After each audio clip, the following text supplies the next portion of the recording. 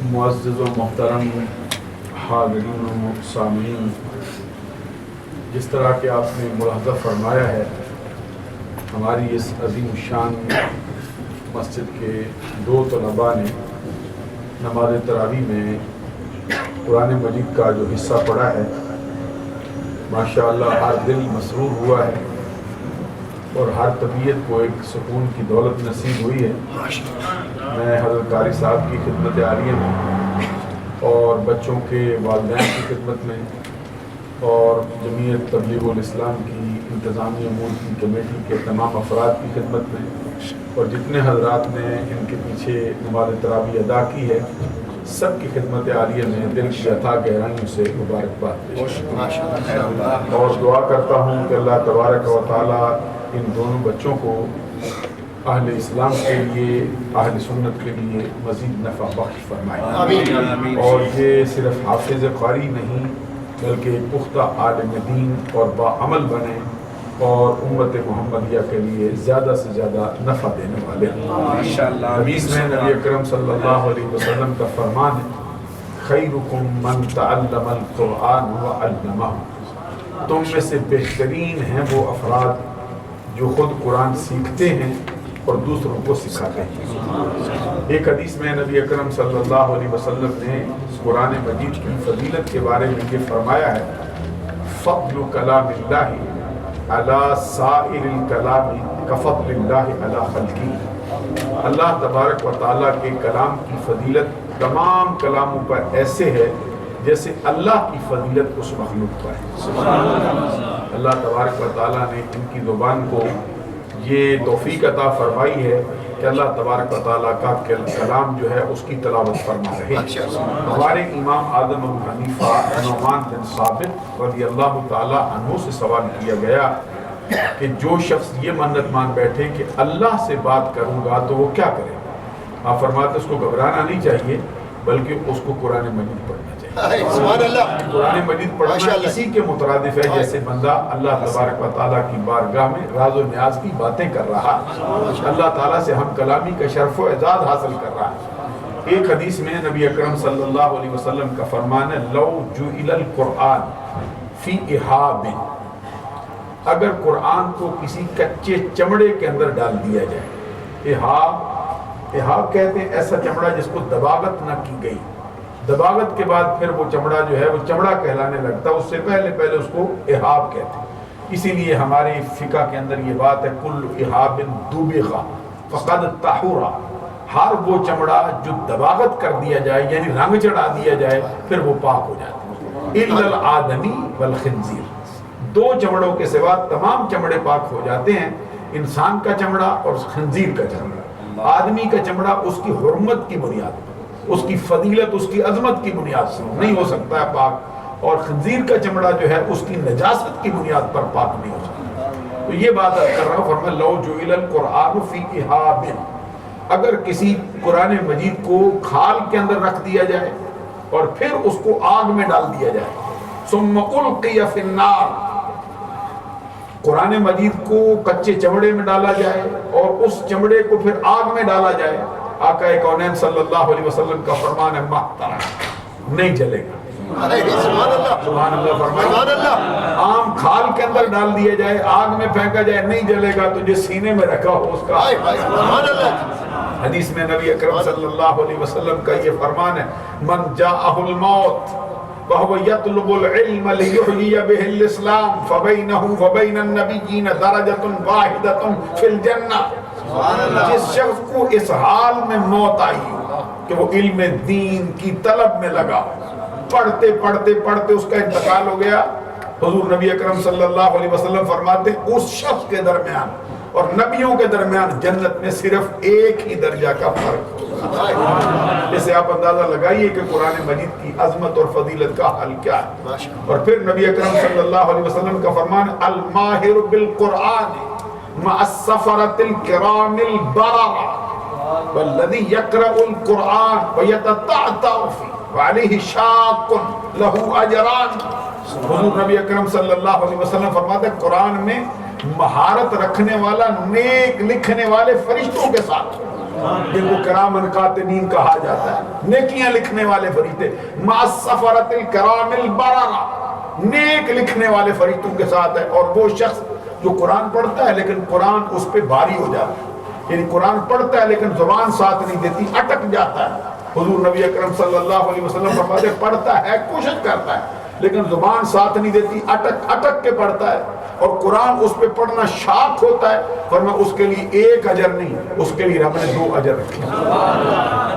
ایک حدیث میں نبی اکرم صلی اللہ علیہ وسلم کا فرمان ہے، ان اللہ تعالی یرفع بہذا الکتاب اقواما ویدہ بہ آخرین، بے شک اللہ تبارک و تعالیٰ اس قرآن کے ذریعے سے، اس قرآن کے سبب سے قوموں کو عروج عطا کرتا ہے، اونچا مرتبہ پا جاتا ہے، اور پھر بعض قومیں ایسی ہیں جو اس قرآن کی وجہ سے زوال پذیر ہو جاتی ہیں۔ جو عروج پاتی ہیں وہ ہیں جو قرآن پڑھتے ہیں، سمجھتے ہیں، عمل پیرا ہوتے ہیں، اس کی تعلیم کو عام کرتے رہتے ہیں، اور جن پر جو قرآن کی وجہ سے جو ہے وہ زوال پذیر ہو جاتے ہیں، وہ لوگ ہیں جو قرآن کی طرف پشت کر لیتے ہیں، قرآن کو پڑھنا چھوڑتے ہیں، اس پہ عمل کرنا چھوڑتے ہیں، اس کی تعلیمات سے منہ پھیر لیتے ہیں۔ وہ جو اقبال نے اس کا مفہوم بیان کرتے ہوئے فرمایا، وہ معزز تھے زمانے میں مسلمان ہو کر، یہ اس کا ترجمہ کیا گیا ہے، وہ معزز تھے زمانے میں مسلمان ہو کر، اور تم خار ہوئے تارک قرآن۔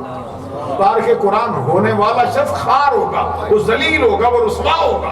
حضرت فاروق اعظم رضی اللہ تعالیٰ عنہ کی روایت سے حدیث ہے، ایک حدیث اور عرض کرتا ہوں جس کے راوی حضور مولا علی شیر خدا رضی اللہ تعالیٰ عنہ کہتے ہیں، آقا کونین صلی اللہ علیہ وسلم کا فرمان ہے کہ جس شخص نے قرآن پڑھا ہو، اور خالی پڑھا نہیں، من قرأ القرآن، یہ پڑھ لے، فاستظہرہ، پھر اس کو اپنے دل کی تختی پہ لکھ دیا، پھر اس کو اپنے لوح دماغ پہ نقش کر لیا، من قرأ القرآن فاستظہرہ وحل حلالہ وحرم حرامہ فادخلہ اللہ الجنہ فشفعہ فی عشرۃ من اہل بیت کلہم وجبت لہ النار۔ سبحان اللہ۔ فرمایا جس شخص نے قرآن کو پڑھا، پھر قرآن کو یاد کیا، بائی ہارٹ، بائی برین، اس کو دل میں نقش کر لیا ہے، پھر کیا ہوا؟ پھر قرآن کے حلال کیے کو حلال جانا، معلوم ہوا کہ اس کی بات ہے جو قرآن کو سمجھتا بھی ہے، قرآن پہ عمل پیرا ہوتا ہے، پھر اس نے قرآن کو پڑھا، پھر قرآن کو دل پہ لکھا، پھر حلال کو حلال جانا،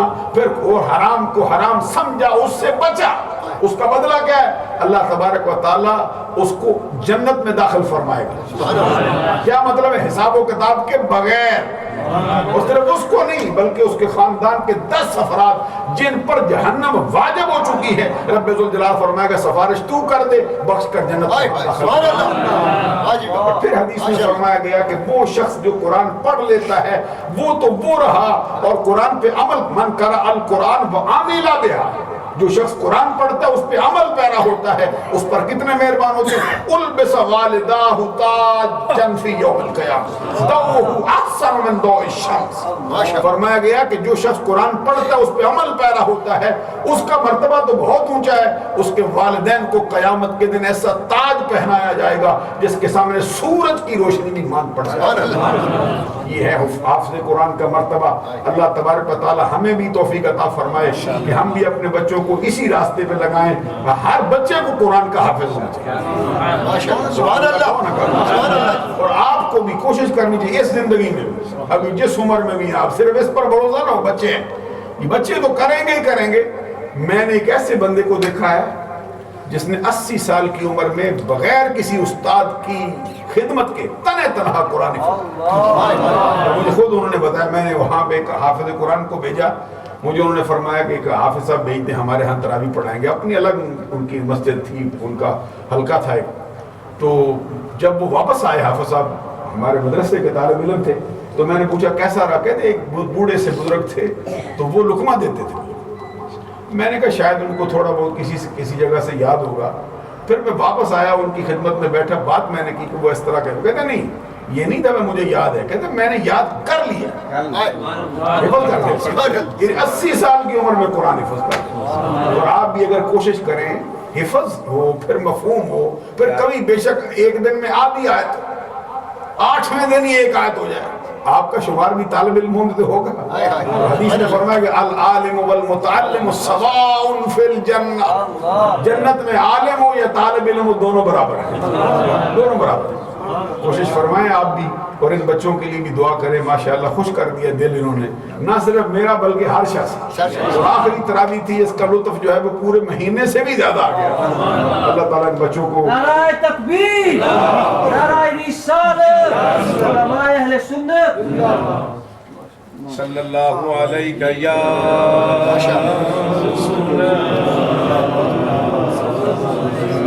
وسلم علیہ.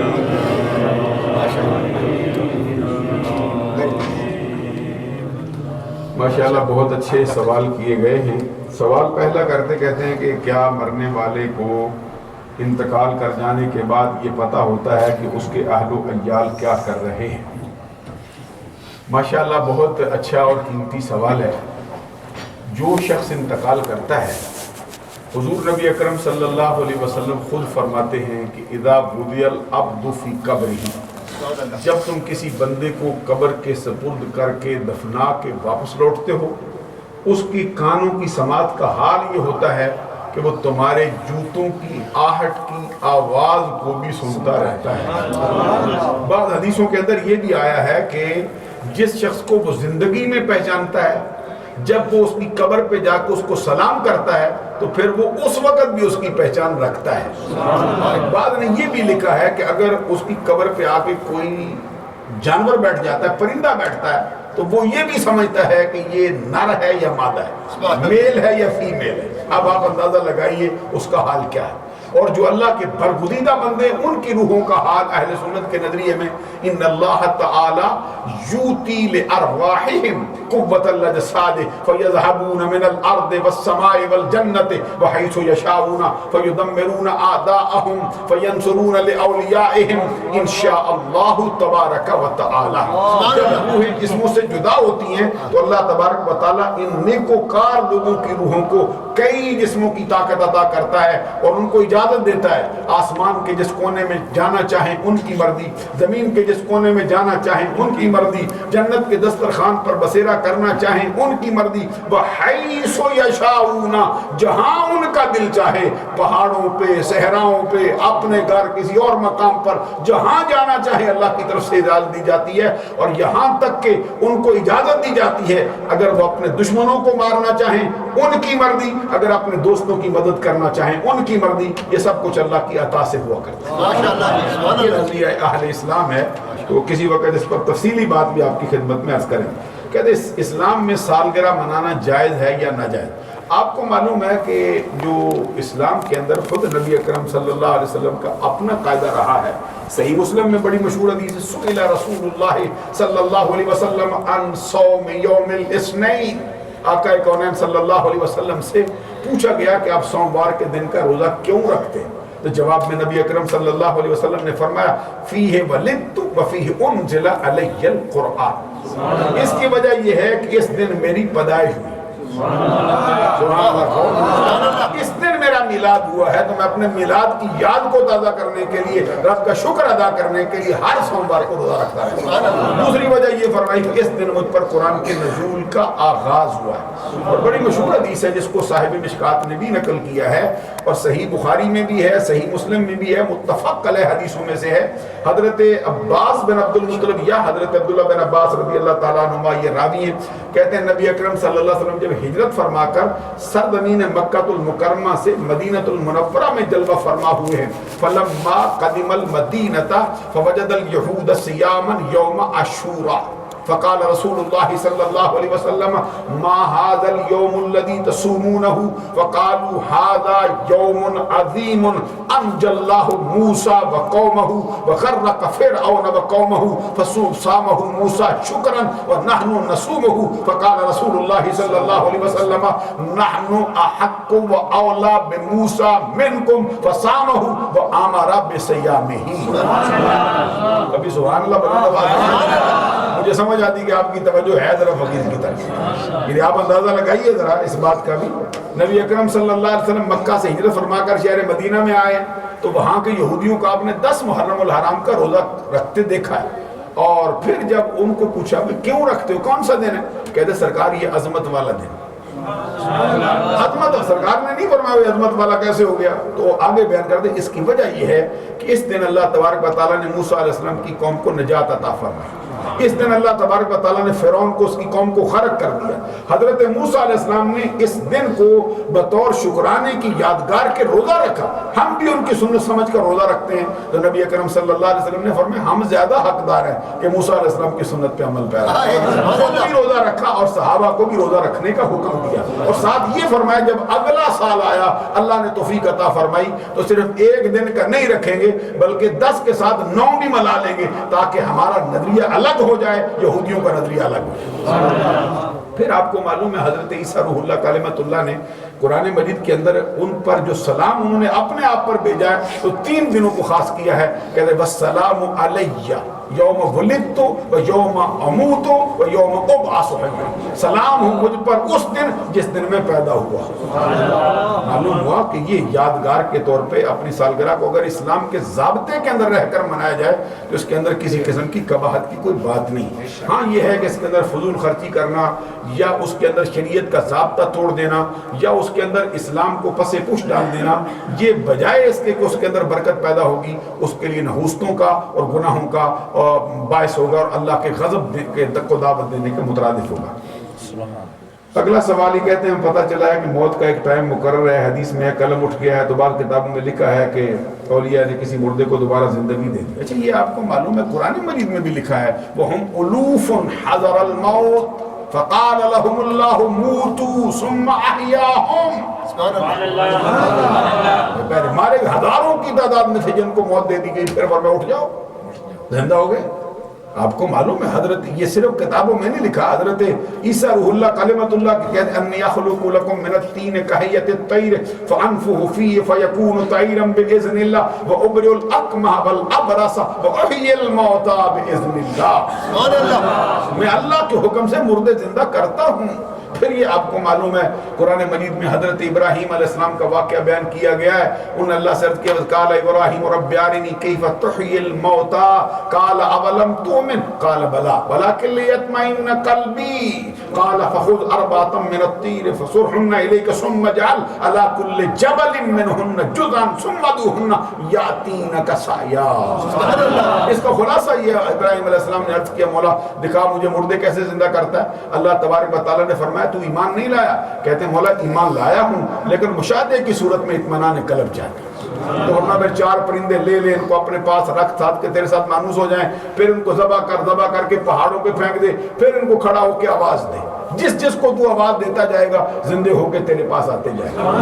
معلوم ہوا کہ قرآن مجید نے ضابطہ مقرر کر دیا ہے کہ مردے زندہ ہو سکتے ہیں، مردے زندہ بولیے مردے زندہ ہو سکتے ہیں۔ اللہ تبارک رہ گئی عام قانون یہ ہے کہ جو لکھ دیا گیا اس پر معاملہ مکمل ہو گیا، لیکن جب اللہ تبارک و تعالیٰ کی عطا کسی ہستی پہ ہو جائے تو پھر رب کی قدرت کا اظہار ہوتا ہے۔ اگر رب کی قدرت کا اظہار نبی کے ہاتھ میں ہو تو اس کو معجزہ کہتے ہیں، اللہ کے ولی کے ہاتھ پہ ہو تو پھر اس کو کرامت کا نام دیا جائے۔ اگلا سوال یہ ہے کہ تصوف میں ابدال اور اقطاب کا ذکر ہے، اس کے قرآن اور سنت میں کیا حیثیت ہے؟ یہ اولیاء کاملین کے مراتب ہیں۔ اولیاء کاملین کے مراتب کے بارے میں یہ بعض حدیثوں کے اندر باقاعدہ طور پہ اس کا تذکرہ بھی آیا ہے اور پھر اس کا نام بھی ادھر ہی سے اخذ کیا گیا ہے، تو رہ گئی یہ بات جو اس شعبے کے ماہر ہیں انہوں نے پھر اس کے جو اسماء ہیں وہ اللہ تبارک و تعالیٰ کی عطا سے، اولیاء کاملین کے کشف سے اور اللہ تبارک و تعالیٰ کی طرف سے جو ان کے دلوں پہ الہام کیا گیا ہے اس کی بنیاد پر ان کے اسماء گرامی جو ہیں وہ رکھے۔ اس لیے اب یہ بات کہ ایک ہوتا ہے نظریہ ہو اہل اسلام کا، تو حدیث میں فرمایا گیا ما رآہ المسلمون حسنا فهو عند اللہ حسن ما رآہ المؤمنون قبیحا فهو عند اللہ قبیح۔ جس چیز کو مسلمان اچھا جانتے ہیں وہ اللہ کے نزدیک بھی اچھی ہے، جس کو مسلمان برا جانتے ہیں وہ اللہ کے نزدیک بھی برا۔ اور پھر قرآن مجید میں فرمایا نا اللہ تبارک و تعالیٰ نے من یشاقق الرسول من بعد ما تبین له الهدى ویتبع غیر سبیل المؤمنین نولہ ما تولی ونصلہ جہنم وساءت مصیرا۔ یہ پہلا حصہ تو چلو اللہ اور اس کے رسول کے بارے میں، بعد والا فرمایا من یتبع غیر سبیل المؤمن، جو مسلمانوں کے راستے کو چھوڑ کر کسی اور راستے کی پیروی کرتا ہے ہم اس کو جہنم میں پھینک دیں گے۔ معلوم ہوا کہ مسلمانوں نے جو راستہ اختیار کیا ہے یہ اللہ تبارک و تعالیٰ کی پسندیدہ قوم ہے۔ 1400 سالوں کے اندر جو نظریات قائم ہو چکے ہیں ان سے صرف نظر کرنا، ان سے منہ موڑنا جو ہے یہ اللہ تبارک و تعالیٰ کے غضب کو دعوت دینے کے مترادف ہے۔ آگے ہمارا عقیدہ ہے کہ نبی پاک صلی اللہ علیہ وسلم کے علم غیب ہے، لیکن اس کی حد کے بارے میں ہمارا کیا عقیدہ ہونا چاہیے؟ حد کے بارے میں نظریہ اہل سنت میں وہ جو صحیح مسلم کی حدیث چند دن پہلے میں نے آپ کو سنائی تھی، وہ یاد ہوگا، جس کو صحیح مسلم میں جلد دوم میں صفحہ نمبر 390 پر حضرت ابو زید انصاری رضی اللہ تعالیٰ عنہ کی روایت سے حدیث آئی ہے کہ نبی اکرم صلی اللہ علیہ وسلم نے فجر کی نماز پڑھائی ہے، منبر پہ جلوہ فرما ہوئے ہیں اور آپ نے خطاب کرنا شروع کیا، خطاب کرتے رہے حتی حضرت الظہر فنظر ثم صلى ثم صعد المنبر فخطبنا حتى حضرت العصر ثم فنظر ثم صلى ثم صعد المنبر فخطبنا حتى غربت الشمس۔ نبی اکرم صلی اللہ علیہ وسلم نے فجر سے درس شروع کیا، خطاب کرنا کرتے رہے، زور کی نماز کا وقت آیا، پڑھانے کے لیے نیچے تشریف لائے، نماز پڑھائی، پھر منبر پہ چڑھے، پھر خطاب کیا، پھر عصر تک جاری رکھا، پھر نماز پڑھائی، نیچے اترے، نماز پڑھا کے پھر منبر پہ جلوہ فرما ہوئے، پھر خطاب جاری کیا۔ وہ خطاب جو فجر کو شروع ہوا تھا غروب آفتاب تک جاری رہا ہے۔ صحابی کے تو اس دن سرکار نے کتنی خبر دی، اخبرنا بما کانا اخبرنا ما کان وما ہوا کائن، جو کچھ ہو چکا تھا اس کی بھی خبر دے دی اور جو کچھ ہونے والا تھا اس کی بھی خبر دے دی۔ اس لیے کہتے ہیں علم ما کان وما یکون اللہ تبارک و تعالیٰ نے اپنے پیارے نبی صلی اللہ علیہ وسلم کو عطا فرمایا، جو کچھ ہو چکا ہے اس کی بھی اطلاع دی ہے اور جو کچھ ہونے والا ہے اس کی بھی اطلاع دی۔ اس پر بھی انشاءاللہ کسی وقت تفصیلی بات عرض کریں گے، اور کوئی سوال ہو تو ارشاد فرما سکتے ہیں۔ سبحان اللہ، کیا کہتے رانا صاحب کی سبحان اللہ نے بتایا کہ اب دعا مانگنی چاہیے، بہت بات۔ سبحان ربک رب العزت عما یصفون وسلام علی المرسلین والحمد للہ رب العالمین۔ میں قاری صاحب سے عرض کرتا ہوں دعا فرمائیں۔ نہیں آپ اللہ میں چھڑ یا بار الہ، آج بھی بڑی بامقدس رات ہے، بابرکت رات ہے، فضیلت والی رات تو نے میری زندگی میں پھر یہ عطا کی ہے۔ رمضان مقدس کی بابرکت گھڑیاں ہیں، خوبصورت مدلل سوال و جواب کی قبلہ مفتی صاحب نے نشست ارشاد فرمائی ہے، ہم نے سماعت کی ہے۔ اللہ آج کی یہ مقدس تقریب سعید بسلسلہ نماز عشاء، بسلسلہ نماز تراویح، بسلسلہ نماز وتر، خطاب و ذیشان، سوال و جواب کی نشست سب تیری بارگاہ میں پیش کرتے ہیں، قبول فرما۔ یا الہی اتنے بھی تیرے بندے یہاں پر تشریف فرما ہیں، جو چلے گئے، سب کا آنا، سب کا تیری بارگاہ میں سجدہ ریزی کرنا قبول و منظور فرما۔ اس عظیم رات کے سب کے مولا تو ہم سب سے راضی ہو جا، اللہ ہم سب تیری رضا کے طلبگار ہیں، ہم سب کو اپنی رضا عطا فرما، اپنا قرب عطا فرما۔ یا میرے اللہ سب پر اپنا خصوصی فضل فرما، خصوصی کرم فرما۔ اس عظیم رات کے صدقے میں مولا ہم سب کی خطاؤں سے درگزر فرما، اندر گناہوں سے بچنے کی توفیق عطا فرما، ہمیں نیک بنا دے، ہمیں ایک بنا دے، ہمارا ظاہر باطن درست فرما دے، ہمارے تمام بیماروں کو شفا عطا فرما۔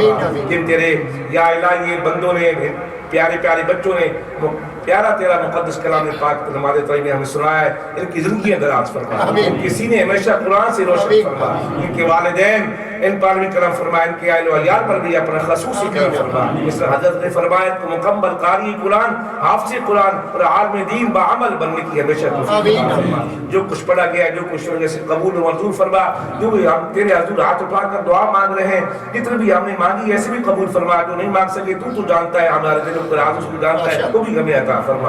صلی اللہ تعالی تھوڑی کر اعتکاف۔ یا الہی جو ہمارے معتکف ساتھی ہیں، مولانا طالب نشائی صاحب بیٹھے ہیں، مولانا حافظ شبیر صاحب بیٹھے ہیں، شوکت صاحب بیٹھے ہیں، دیگر جتنے بھی ساتھی بیٹھے ہیں، یا الہی ان کا بیٹھنا، ان کا جاگنا، ان کی عبادت، ان کی ارادت، ان کی شب بیداری، ان کی دعائیں قبول فرما۔ ان کا بیٹھنا ہمارے لیے بھی ہمارے گناہوں کو کفارہ بنا۔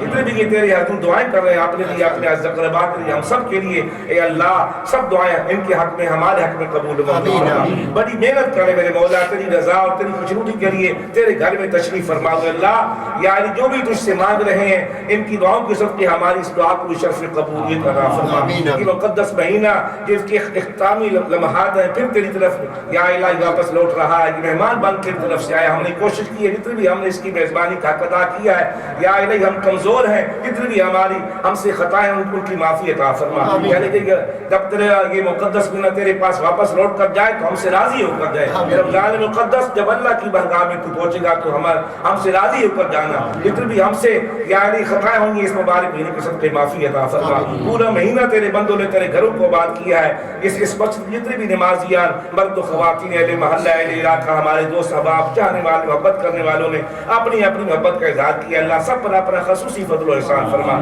سب کے گھروں میں اپنی خصوصی رحمت و برکت کو نازل فرما. صلی اللہ تعالی مامون صاحب واسطے دعا کرو اللہ سے دے رہے یا الہی اپنے ماموں ماشاءاللہ ماشاءاللہ محترم المقام قبلہ مفتی صاحب کے پیارے لخت جگر جناب محمد زیادہ مامون صاحب کے لیے خصوصی دعا کرتے ہیں. اللہ پاک اس پیارے سے بیٹے کو قبلہ مفتی صاحب کے فرزند اور جوان کو اللہ پاک صحت کلی عطا فرما. یا اللہ سب کو شفا یابی عطا فرما. کامل پیارا سا بچہ ہے, نورانی سا بچہ ہے, اللہ خصوصی صحت عطا فرما. ملک نظر صاحب کا پوتا بیمار ہے, اللہ اس کو تندرستی عطا فرما. دیگر جتنے بھی ساتھی بیمار ہیں ہمارے نمازیان سے ہمارے بزرگ, اللہ سب کو کامل صحت نصیب فرما. یا اللہ ہماری بھی بخشش فرما, ہم سے بعد میں آنے والوں کی بخشش فرما. نیچے خواتین بیٹھی ہیں یا مفتی صاحب کا درس سن رہی ہیں چل گئی ہیں, ان پر بھی اپنا خصوصی رحمت و کرم عطا فرما. ہمارے والدین کی بخشش فرما, اس مسجد کی تمام نمازیان کی بخشش فرما.